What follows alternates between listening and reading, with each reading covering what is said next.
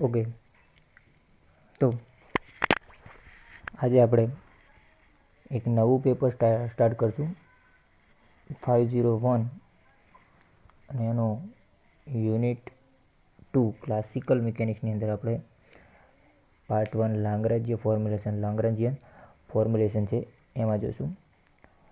તો આની અંદર આ ચેપ્ટરની અંદર તમે જે વ્યાપક યામો હોય છે પાર્ટિકલને દર્શાવવા માટે એના વિશે માહિતી મેળવશો.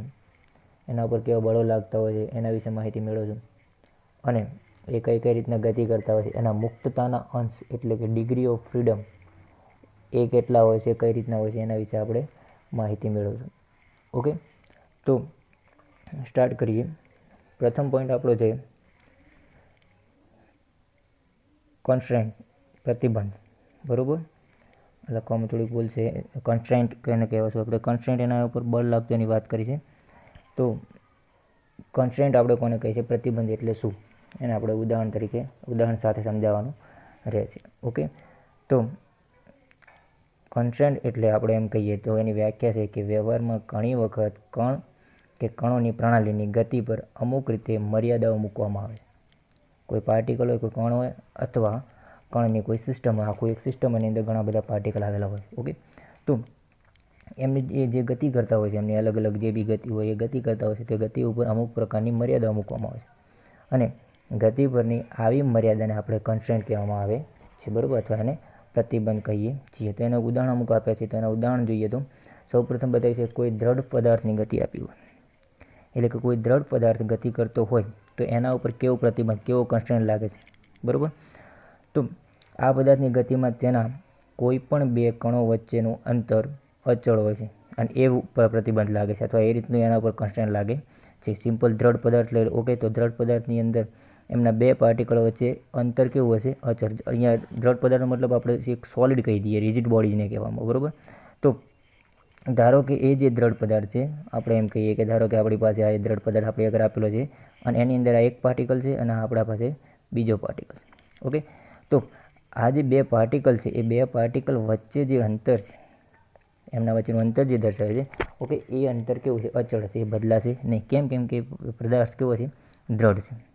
ઓકે, તો એ અંતર એમના વચ્ચેનું નહીં બદલાય તો સ્વાભાવિક છે કે એમના અંદર આવા રીતના અચળ રહેવાના કારણે એમના ઉપર આ અચળ પ્રમાણે જે થતું હોય છે એવું પ્રતિબંધ લાગતું હોય છે. તો કોના ઉદાહરણ માટે આપણને દર્શાવ્યું કે રિજિડ બોડી અથવા કોઈ દ્રઢ પદાર્થ હોય તો એના માટે આપણને આ રીતે પ્રતિબંધ લાગતો હોય છે. બીજું ઉદાહરણ આપણને આપ્યું છે કે સાદા લોલકની ગતિ.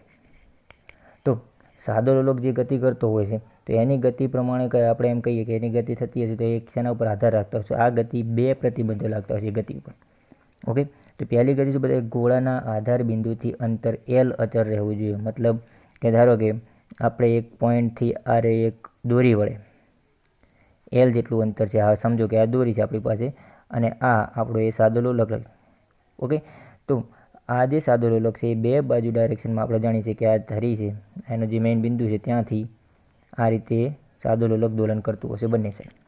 ઓકે, આપણે જાણીએ. તો એ જ્યારે બંને બાજુ દોલન કરતો હશે તો આ એમના વચ્ચે જે અંતર છે આટલું, એ તો સ્વાભાવિક છે L લેન્થ કે જેટલી લંબાઈની દોરી હોય એ દોરી તો અહીંયા કેવી હશે? અચળ જ રહેતી હશે. દોરીમાં વધારો ઘટાડો અથવા એની લંબાઈમાં વધારો ઘટાડો તો થશે નહીં. તો પહેલું એક અહીંયા પ્રતિબંધ એ દોરીની લંબાઈનું લાગે છે. ઓકે, અને બીજું પ્રતિબંધ જે કીધું છે, તો બીજું પ્રતિબંધ કીધું છે કે ગોળાની ગતિ નિશ્ચિત સમતલમાં એટલે કે Z બરાબર 0 હોય એવી જોઈએ. મતલબ કે આની જે ગતિ થાય છે એ 2 ડાયમેન્શનની અંદર થાય. બરાબર, એક્સ અને વાય સમતલની અંદર. કયા સમતલમાં?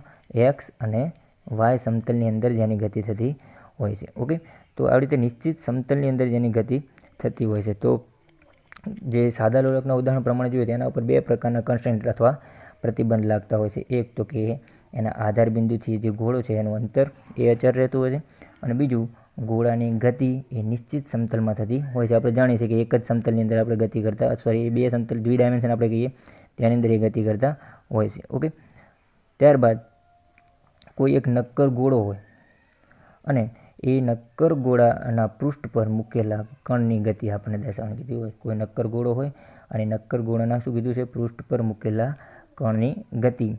તો એમાં શું થશે?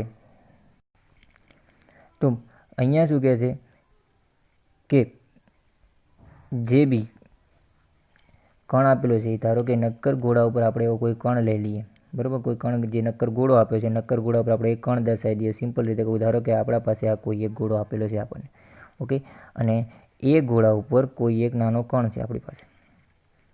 તો એ નક્કર ગોળા પર જે કણ હશે એ કણ શું કહે છે કે એના પર કેવો પ્રતિબંધ લાગે છે કે કણ પૃષ્ઠ ઉપર કે પૃષ્ઠની બહાર ગતિ કરી શકે છે. આ પૃષ્ઠની ઉપર કે પછી પૃષ્ઠની બહાર, ગમે તે ડાયરેક્શનમાં તો ગમે ત્યાં, ઓકે, એ ગતિ કરી શકશે. એ કણની વાત કરી છે. પરંતુ એ કણ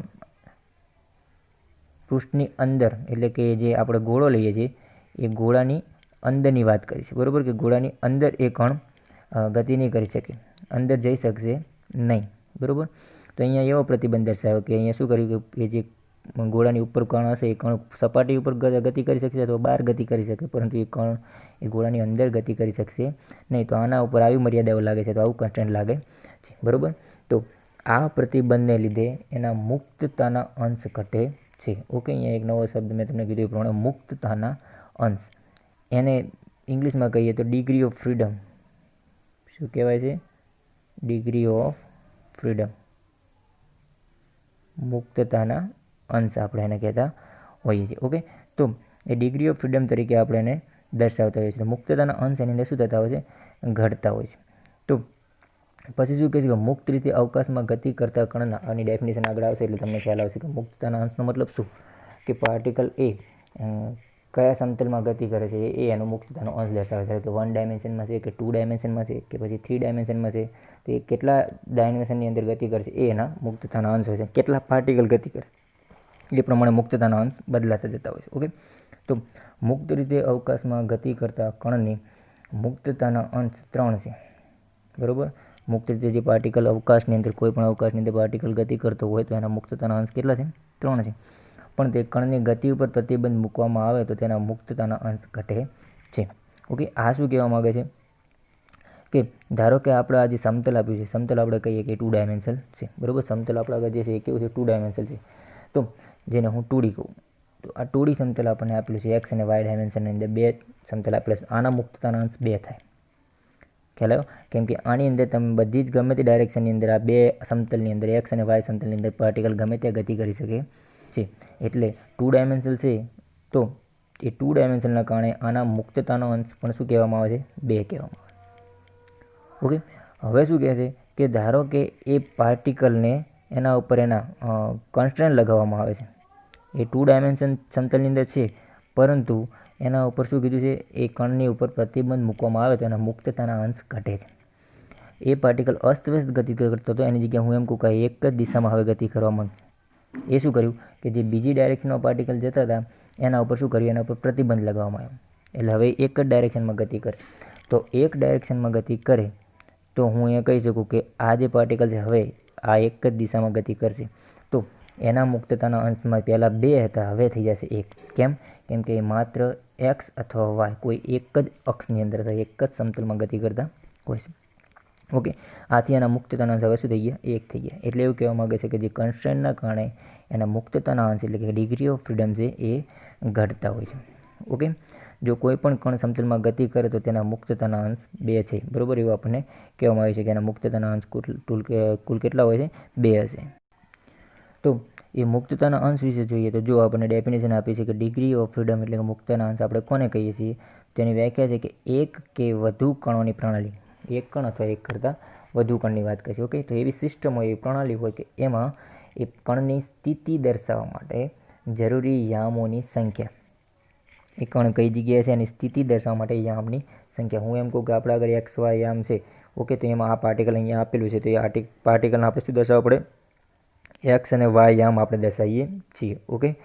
તો એ એક્સ અને વાય યામ દર્શાવીએ છીએ એના, તો એક્સ અને વાય યામ દર્શાવ્યા દ્વારા શું કહેવાય છે? આપણે એનું સ્થાન દર્શાવીએ છીએ, એની સ્થિતિ દર્શાવીએ છીએ, ઓકે.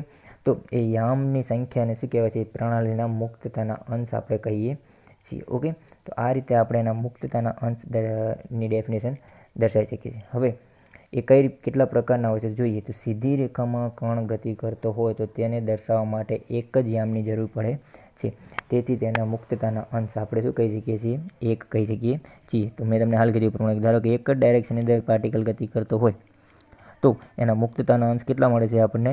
1 મળે છે, કેમ કે એને એક જ યામની જરૂર પડતી હોય છે એને દર્શાવવા માટે. ઓકે, પછી બીજું જોઈએ તો બીજું કીધું છે આપણને કે જો કણ જે આપેલો છે કે કણ સમતલમાં ગતિ કરતો હોય તો તેના માટે 2 યામની જરૂર પડતી હોય છે. તેથી તેના મુક્તતાના અંશ કેટલા હોય છે? 2 હોય છે. તો હું એમ કહું કે આ આપણા સમતલ છે. ઓકે, તો આ સમતલની અંદર 2 યામ હોય. આપણે એકને વાય કહીએ છીએ, એકને એક્સ કહીએ છીએ. તો એ એક્સ અને વાયની આની અંદર કોઈ પાર્ટિકલ ગતિ કરતો હોય તો એને 2 યામની જરૂર પડતી હોય છે. બરાબર, તો આ પાર્ટિકલ માટે, સમતલમાં ગતિ કરતા પાર્ટિકલ માટે એના મુક્તતાના અંશ કેટલા થઈ જાય છે? 2 થતા હોય છે. અને ત્રીજું જે દર્શાવ્યું છે કે ત્રીજું કહે છે મુક્ત રીતે અવકાશમાં, એટલે કે અવકાશમાં ગમે ત્યાં, બરાબર, મુક્ત રીતે અવકાશમાં ગતિ કરતા કણને દર્શાવવા માટે 3 યામની જરૂર પડે છે. તેથી તેના મુક્તતાના અંશ આપણે 3 લઈ શકીએ છીએ, અને જેને એક્સ, વાય, ઝેડ અથવા આર, થીટા અને ફાઈના સ્વરૂપમાં આપણે લઈ શકીએ છીએ. કાર્તેજીય યામ પદ્ધતિ પણ દર્શાવી છે અથવા ગોલીય ધ્રુવીય યામ પદ્ધતિ પણ દર્શાવી છે. એટલે બંનેમાં આ રીતે આપણે દર્શાવી શકીએ છીએ. મતલબ કે આ 3D, જે 3Dની વાત કરી છે તો એના મુક્તતાના અંશ કેટલા હોય છે?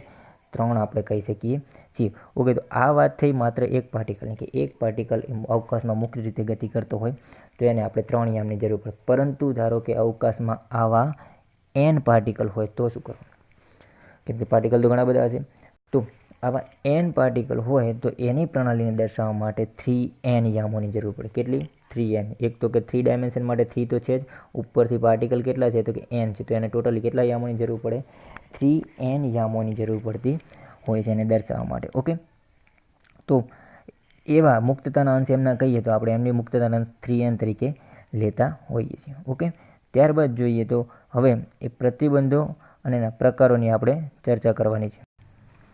તો કન્સ્ટ્રેન્ટ એટલે શું, પ્રતિબંધો એટલે શું અને તેના પ્રકાર શું છે જોઈએ તો વ્યવહારમાં ઘણી વખત કણ કે કણોની પ્રણાલીની ગતિ ઉપર અમુક રીતે મર્યાદા મૂકવામાં આવે છે, અને ગતિ ઉપરની આવી મર્યાદાને આપણે કન્સ્ટ્રેન્ટ કહેવામાં આવે છે. ઓકે, તો મીન્સ કે આપણે જે પાર્ટિકલ ગતિ કરતો હોય છે એ ગતિ કરતી વખતે એના ઉપર જે પ્રતિબંધ મૂકવામાં આવે, બરાબર, તો એને આપણે કન્સ્ટ્રેન્ટ કહીએ છીએ. તો પ્રતિબંધ લાગતા હોય એને આપણે કન્સ્ટ્રેન્ટ કહેતા હોઈએ છીએ. ઓકે, કન્સ્ટ્રેન્ટના આપણે 2 પ્રકાર દર્શાવે છે. એક તો કે હોલોનોમિક દર્શાવે છે અને બીજું નોન હોલોનોમિક દર્શાવેલા છે. પહેલું છે હોલોનોમિક કન્સ્ટ્રેન્ટ અને બીજું છે નોન હોલોનોમિક કન્સ્ટ્રેન્ટ. તો હોલોનોમિક કન્સ્ટ્રેન્ટ કોને કહેશું એ જોઈએ. તો હોલોનોમિક કન્સ્ટ્રેન્ટ આપણે કોને કહીએ તેની ડેફિનેશન જોઈએ. તો હોલોનોમિક કન્સ્ટ્રેન્ટમાં કીધું છે કે પ્રણાલી પર લાગુ પડેલા પ્રતિબંધોની શરતોને, એટલે કે જે કન્સ્ટ્રેન્ટ લાગે છે એ કન્સ્ટ્રેન્ટની જે શરત છે એ પ્રણાલીના યામો અને સમય, બરાબર, આ ધ્યાન આપજો. શું કીધું છે? પ્રણાલીના યામ અને સમય એ બંનેને જોડતા કોઈ નિશ્ચિત સમીકરણ વડે દર્શાવવામાં આવે. એટલે કે આપણે એવું સમીકરણ દર્શાવવાનું કે, અથવા આપણને એવું કીધું છે કે જોયું આપણે કે દ્રઢ પદાર્થ ઉપર અલગ રીતે કન્સ્ટ્રેન્ટ લાગતું હોય છે, સાદા લોલક ઉપર અલગ રીતે કન્સ્ટ્રેન્ટ લાગતું હોય છે, અથવા કોઈ ગોળો હોય એ ગોળા ઉપર કંઈક અલગ રીતે કન્સ્ટ્રેન્ટ લાગતું હોય છે. તો અહીંયાથી અમુક એવા કન્સ્ટ્રેન્ટની આપણે વાત કરવાની છે, જેમ કે દ્રઢ પદાર્થનું ઉદાહરણ કહીએ કે ત્યાં દ્રઢ પદાર્થને માટે પાર્ટિકલ દર્શાવવા માટે માત્ર યામ નહીં, પરંતુ સાથે સાથે એ સમયની પણ જરૂર પડતી હોય. અથવા એમ કહું કે કોઈ પાર્ટિકલ અવકાશમાં મુક્ત ગતિ કરતો હોય તો એનું સ્થાન નક્કી કરવા માટે આપણે માત્ર માત્ર એને એક્સ, વાય, ઝેડ એક્સિસ જાણીએ તો એનું સ્થાન ડાયરેક્ટ નક્કી નથી થતું. કેમ કે એ તો સતત બદલાતો રહે છે. એ સમય સાથે અલગ અલગ જગ્યાએ જતો રહેતો હોય છે, બરાબર. એટલે સિમ્પલ હું એમ કહું કે ધારો કે આપણા આગળ આ અવકાશ છે અને અવકાશમાં એક પાર્ટિકલ અહીંયા આપેલું છે આપણા આગળ, બરાબર. તો માત્ર હું એના 3 યામ, એટલે કે એક્સ, વાય અને ઝેડ 3 યામની મદદથી એનું સ્થાન હું નક્કી ના કરી શકું. કેમ કે એ મુક્ત રીતે ગતિ કરતો હોય છે, ગમે ત્યાં જતો રહેતો હોય છે, બરાબર. તો ધારો કે હું એમ કહું કે કોઈ એક સમય સમય મેં એને નોંધ્યો હોય તો થોડાક સમય પછી બીજે જતો રહેશે. તો શું જરૂર પડશે? એક નવા એક્સ્ટ્રા યામની જરૂર પડે, કે સ્થાન સિવાય આપણે એમ કહીએ સમય. શું જોયું? સ્થાન અને સમય. એટલે કે આ સ્થાનના યામની જરૂર પડી અને સાથે સાથે સમયના પણ યામની આપણને જરૂર પડી, બરાબર. તો કોઈ બી જે પાર્ટિકલ હશે અથવા એમ કે એના ઉપર કોઈ પ્રતિબંધ લાગતો હોય તો એમાં સમય અને યામ એટલે સ્થાનના યામ અને સમયને જોડતા કોઈ નિશ્ચિત સમીકરણ વડે, એટલે આપણને એવું સમીકરણ મેળવવાનું કે જેમાં સ્થાન અને સમય બંને આપતા હોય, બરાબર. તો એ યામ વડે આપણે દર્શાવી શકીએ તો તેવા પ્રતિબંધકને હોલોનોમિક પ્રતિબંધક કહેવામાં આવે છે. એ જે સિસ્ટમ છે અથવા એ પ્રણાલી છે, એ પ્રણાલીને આપણે શું કહીએ છીએ? હોલોનોમિક પ્રણાલી કહેવામાં આવતી હોય છે. ઓકે, તો જો નીચે દર્શાવ્યું છે કે આપણી પાસે અહીંયા રહેશે કે n કણોની પ્રણાલીની આપણે સમીકરણ દઈશું કે ધારો કે n કણો આવેલા છે એવું કોઈ સિસ્ટમ છે અને વ્યાપક સ્વરૂપ આપણને દર્શાવેલું છે કે એવા n કણો છે અને n કણો દર્શાવવા માટેના સમીકરણની વાત કરીએ તો જુઓ પી આઈ કૌંસની અંદર xi minus yi xi yi અને zi માઇનસ નહીં અને ટી એટલે કે જો આ ત્રણ જે યામ દર્શાવે છે એ એના સ્થાનના યામ છે અને ટી એનો સમય બતાવે છે એ સમય એક્ઝેક્ટલી એ ક્યાં છે XYZ અક્ષિસની અંદર એ દર્શાવે છે ઓકે તો એ આઈનો મતલબ શું છે 1 થી n સુધીના બધા જ પાર્ટિકલ આપણે દર્શાવે છે કે પીઆઈ મતલબ કે આપણે શું કહે છે કે xi yi zi થી xn yn zn સુધીના બધા જ પાર્ટિકલ માટે એક્સ આઈની કિંમત હું અલગ અલગ લઈ લઉં 1 લઈ લઉં 2 લઈ લઉં 3 લઉં તો આપણે શું બતાવે પહેલો પાર્ટિકલ બીજો પાર્ટિકલ અથવા કોઈ એક સમયે બીજા સમયે ત્રીજા સમયે કઈ જગ્યાએ હોય છે ઓકે સમય કેમ આપણને બદલાવવાની છે કેમ કે સમય કોન્સ્ટન્ટ છે એ એક જ રાશિ છે એ અલગ અલગ જગ્યાએ ના હોય બધા માટે સરખી જ હોય છે એટલે ઓકે તો હું 100 પાર્ટિકલ લઈશ તો 100 પાર્ટિકલ માટે સમય તો એક જ રહેશે બધા માટે અલગ અલગ સમય ના હોય ઓકે એટલે ટી તરીકે એને દર્શાવેલા છે તો આ રીતે થશે અથવા આપણે એમ કહીએ તો એને ફાઈ R1 R2 Rn અને ટી તરીકે આપણે દર્શાવતા હોઈએ છીએ ઓકે તો આ વાત થઈ એ હોલોનોમિક કોન્સ્ટન્ટની ડેફિનેશન. હવે એના ઉદાહરણ આપણે નેક્સ્ટ વિડીયોની અંદર જોઈશું જે આપણે દ્રઢ પદાર્થની ગતિ તરીકે અથવા એની અંદર જે કોન્સ્ટન્ટ લાગતું હોય છે એનું ઉદાહરણ એક છે એવા બીજા એક બે ઉદાહરણ છે એ આપણે નેક્સ્ટ વિડીયોમાં દેખશું ઓકે.